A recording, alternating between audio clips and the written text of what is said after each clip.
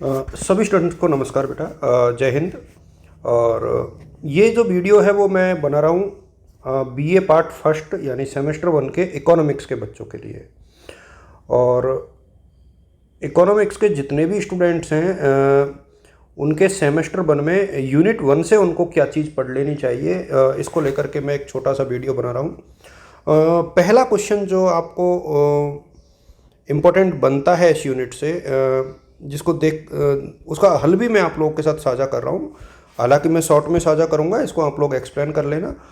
एक तो आपको ध्यान ये रखना है कि यदि क्वेश्चन 2 मार्क्स का है, आप इस चीज़ का ध्यान रखेंगे कि यदि क्वेश्चन 2 मार्क्स का है तो वहाँ पर आपको लगभग 2 से 3 लाइन लिखनी है, 4 लाइन भी लिख सकते हो। और यदि क्वेश्चन 16 मार्क्स का है तो वहाँ पर आपको 5 to 6 पेजेज जो है भरने हैं या लिखने हैं, और सही तरीके से लिखने हैं, डायग्राम वगैरह बनाने। तो एक तो ये आपको ध्यान रख लेना चाहिए। अब मैं शुरू करता हूँ कि यहाँ पर कौन कौन से क्वेश्चन हैं जो आपके साथ आ सकते हैं। और पहले क्वेश्चन को मैं अलॉन्ग विद एक्सप्लेनेशन यानी आंसर के साथ आप लोगों के साथ साझा कर रहा हूँ। वीडियो थोड़ा बड़ा हो सकता है क्योंकि आंसर पूरा ही दिया जाएगा, इम्पोर्टेंट फैक्ट्स जो है उसके सारे। तो एक तो अर्थव्यवस्था की केंद्रीय समस्याएं, अर्थव्यवस्था की केंद्रीय समस्याएं कौन कौन सी हैं, यानी central problem of an economy या बेसिक इकोनॉमिक प्रॉब्लम यानी मूलभूत आर्थिक समस्याएं। तो ये क्वेश्चन बनता है बेसिक इकोनॉमिक प्रॉब्लम, यानी इसको आप इसी तरीके से देखोगे, इकोनॉमिक प्रॉब्लम। चूँकि मैं लेट हो गया वीडियो बनाने में और कल ही आप लोगों का पेपर है, तो मैं ज़्यादा बहुत डिटेल से नहीं जाऊंगा, आप लोगों ने पढ़ ही रखा होगा, बस उसी में थोड़ी चीज़ें ऐड ऑन करना चाहूँगा। देखिए, इसमें एक तो आपको लिखना है, पहले तो सबसे पहले आप लिखोगे इंट्रोडक्शन। और इंट्रोडक्शन में आप लोग लिखोगे कि किसी भी जो इकोनॉमी होती है, जो भी इकोनॉमी होती है, अर्थव्यवस्था होती है, उसके जो बेसिक फंक्शंस होते हैं, बेसिकली वो होते हैं उत्पादन, उपभोग और विनिमय, वितरण, ये इसकी जो एक्टिविटीज़ होती हैं। लेकिन उत्पादन, उपभोग और ग्रोथ के ऊपर फोकस होता है बेसिकली, यानी प्रोडक्शन के ऊपर कोई भी इकोनॉमी में फोकस होता है, कंजम्पशन के ऊपर फोकस होता है, उपभोग यानी, और इसके बाद जो है ग्रोथ यानी समृद्धि के ऊपर भी फोकस जो है किसी भी इकोनॉमी में होता है। तो अब कौन कौन सी इकोनॉमिक प्रॉब्लम्स होती है जिनको बेसिकली फेस करते हैं। देखिए, एक बहुत सिंपल सा तरीका मैं आपको बताऊं, ये फ्लो चार्ट भी आपको एग्जाम में बना देना है। इकोनॉमिक में दो चीज़ें जो बेसिकली होती है वो है, एक तो अनलिमिटेड वांट्स यानी असीमित आवश्यकताएं, ये आपको बना भी लेना चाहिए, असीमित आवश्यकताएं। और इसके साथ ही यानी अनलिमिटेड वांट्स, और दूसरी जो चीज़ होती है इसके साथ वो होते हैं सीमित संसाधन यानी लिमिटेड रिसोर्सेज, सीमित संसाधन। चूँकि राइटिंग मेरी बहुत अच्छी नहीं है बच्चों, और ख़ास तौर पे जब डिजिटल पेन से लिखते हैं तो ये और भी ख़राब हो जाती है। अब असीमित आवश्यकताएं होती हैं, सीमित संसाधन है, लेकिन इनके अल्टरनेटिव यूज होते हैं। सीमित संसाधनों के यूज कैसे होते हैं? अल्टरनेटिव यूज यानी वैकल्पिक प्रयोग। वैकल्पिक प्रयोग का मतलब ये है कि एक साधन एक से ज़्यादा बार यूज में लिया जाता है या एक से ज़्यादा तरीके से यूज में लाया जा सकता है। जैसे इलेक्ट्रिसिटी का यूज आप देखोगे तो डोमेस्टिक में भी हो रहा है, इंडस्ट्री में भी हो रहा है, एग्रीकल्चर में भी हो रहा है, इस तरीके से। और इन सब के बीच में जो प्रॉब्लम निकल करके आती है वो है problem of choice. Problem of choice, choice यानी चयन की समस्या। तो किसी भी अर्थव्यवस्था की जो प्रमुख केंद्रीय समस्या होती है, बेसिकली उसको चयन की समस्या कहा जाता है, चयन की समस्या जो है कहा जाता है। अब यदि इसको मैं थोड़ा सा और डिटेल से जाऊं तो मैं ये कह सकता हूं, देखिए, जैसे डिफरेंट इकोनॉमिस्ट ने इसको अलग अलग तरीके से एक्सप्लेन किया है। जैसे सैमुअलसन ने तो सैमुअलसन की मैं बात करूं तो उन्होंने तो सीधे सीधे इसको 3 भागों में बांट दिया कि क्या उत्पादन किया जाए, व्हाट टू प्रोड्यूस, क्या उत्पादन किया जाए, और how to produce, how to produce यानी कैसे उत्पादन करें, हाउ टू प्रोड्यूस, और फॉर हुम टू प्रोड्यूस यानी किसके लिए उत्पादन किया जाए, फॉर हुम टू प्रोड्यूस। तो ये 3 प्रॉब्लम तो सैमुअलसन ने बताई थी। नाइट ने कुछ और बताया था, उन्होंने इकोनॉमिक्स के फंक्शंस के ऊपर जो है ये बताया था, सॉरी के से शुरू होगा, KNIT। तो नाइट ने जो है इसको अलग तरीके से बताया था। लेकिन अब मैं जो आपको आंसर में लिखना है वो मैं थोड़ा सा आपको एक्सप्लेन करते हुए बता देता हूँ कि आप इसको और कैसे आगे बढ़ा सकते हैं। देखिए, आप इसके बाद ये इतना लिखने के बाद लिखोगे कि इकोनॉमिक्स की प्रमुख आर्थिक या केंद्रीय समस्याओं को निम्नलिखित तरीके से एक्सप्लेन किया जा सकता है, जिसमें नंबर 1, या फिर आप लोग एक फ्लो चार्ट और बना सकते हैं। मैं चूँकि मेरा प्रयास ये है कि आप लोग मैक्सिमम तरीके से चीज़ों को एक्सप्लेन करें। जैसे फ़्लो चार्ट इस तरीके से आप लोग बना दीजिए। ये एक प्रकार से फ़्लो चार्ट आपने बना दिया, और जितने आप फ़्लो चार्ट और डायग्राम बनाओगे इकोनॉमिक्स में, उतने ही अच्छे अंक आने की संभावना जो है आप लोगों की बढ़ जाएगी।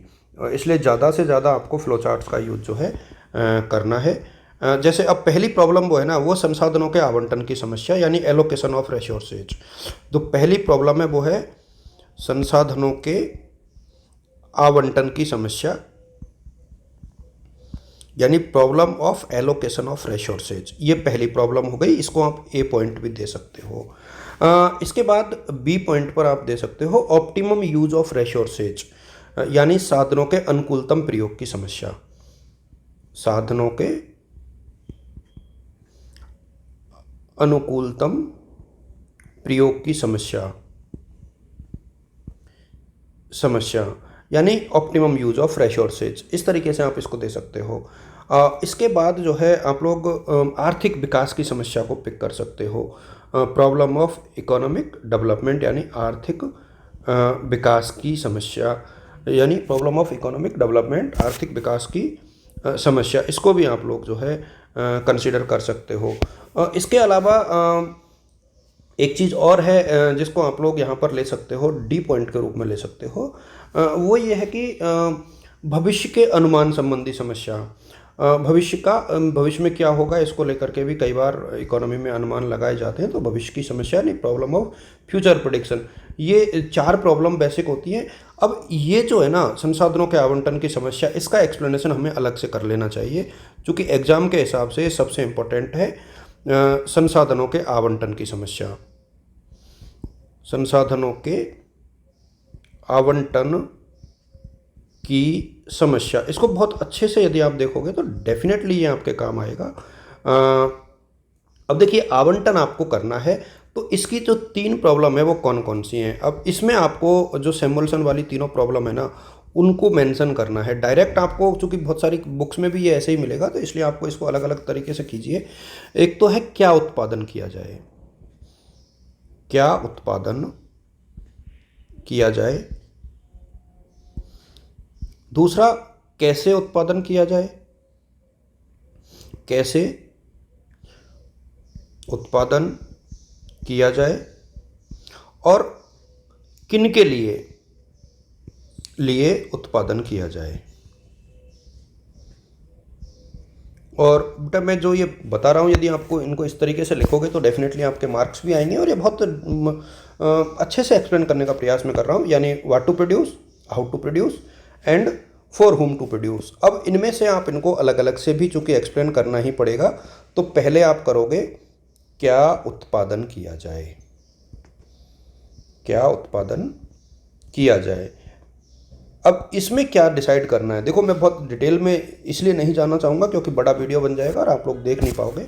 तो क्या उत्पादन किया जाए में कोई भी जो प्रोड्यूसर होता है बेसिकली, वो ये तय करता है कि उसको किस प्रकार की वस्तु का उत्पादन करना है। मतलब उसको उपभोक्ता वस्तु यानी कंज्यूमर गुड की ज़रूरत है, या उसको कैपिटल गुड्स यानी पूंजीगत वस्तु की ज़रूरत है। ये फैसला करना होता है, कंज्यूमर गुड या कैपिटल गुड, इन दोनों में से उसको तय करना है कि उसको क्या उत्पादन करना है। और इस समस्या का समाधान वो करता है पीपीसी कर्व यानी उदासीनता वक्र की सहायता से। वो इस समस्या के समाधान का प्रयास बेसिकली करता है। इसको बहुत सिंपल तरीके से मैं डायग्राम के माध्यम से आप लोगों के साथ साझा यदि करना चाहूँ, तो ये बहुत एक सिंपल सा डायग्राम बनता है। इस तरीके का डायग्राम आप बना सकते हो, जहाँ एक्स अक्ष पर आप लोगे, ये देखिए इसको आप लोग अलग अलग कर सकते हो। एक्स अक्ष पर एक्स ओ और वाई अक्ष यहाँ पर हो गए। इधर आप लोग पूंजीगत वस्तु कर दो, पूंजीगत, और इधर आप लोग जो है उपभोक्ता यानी कंज्यूमर गुड्स कर दो, उपभोक्ता वस्तु। और ये ए बी सी जो है आपका एक प्रकार से पीपीसी वक्र है। ये क्या है? पीपीसी यानी उत्पादन संभावना वक्र, प्रोडक्शन पॉसिबिलिटी कर्व, उत्पादन संभावना वक्र, संभावना वक्र। तो इसकी डेफिनेशन भी दो नंबर में अलग से पूछी जा सकती है, अपॉर्चुनिटी कॉस्ट की भी पूछी जा सकती है। ये भी आप लोगों को इसके साथ साथ देख लेना चाहिए। अब इसमें आपको बस ये देखना है कि किस तरीके से जो है, अब यहाँ पर आपको मैं अलग तरीके से ये बता दूँ। जैसे माना कि ये पॉइंट है कोई, तो यहाँ इसकी ये मात्रा, इसकी ये मात्रा, ये जो है धीरे धीरे इसकी मात्रा जो है घटती चली जाएगी। तो इसको अपन बोलते हैं एक प्रकार से आप लोग ये कह सकते हो कि अवसर लागत जो है बढ़ती हुई चली जाती है। इसको पीपीसी कर्व के नाम से जाना जाता है। और दोनों वस्तुओं का एक संयोग है, उसके बेसिस पर हम लोग इस समस्या का समाधान करते हैं। नेक्स्ट हम लोग यदि आगे बढ़ें इसमें, तो उत्पादन कैसे किया जाए, यानी हाउ टू प्रोड्यूस, उत्पादन कैसे करें। मैं बहुत बड़ा वीडियो इसको नहीं बना पा रहा हूँ बेटा, क्योंकि आप लोग देख भी नहीं पाओगे और दिक्कत आएंगी। अब हाउ टू प्रोड्यूस का देखो, इसमें ज़्यादा कुछ नहीं करना आपको। इसमें आपको बहुत सिंपल तरीके से ये तय करना है। देखिए, दो साधन है आपके पास, उनमें से आप किसका यूज ज़्यादा कर रहे हो, यहाँ ये तय आपको करना है। दो साधन है आपके पास।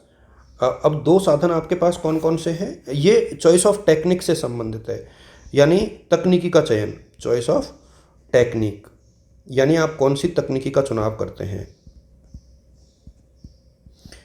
ये यहाँ पर बहुत महत्वपूर्ण बन जाता है। एक बार फिर से वही यहाँ पर आप देखोगे कि लेबर यानी आप श्रम का यूज कर रहे हो, दूसरी तरफ आप लोग कैपिटल का यूज कर रहे हो यानी पूंजी का यूज कर रहे हो।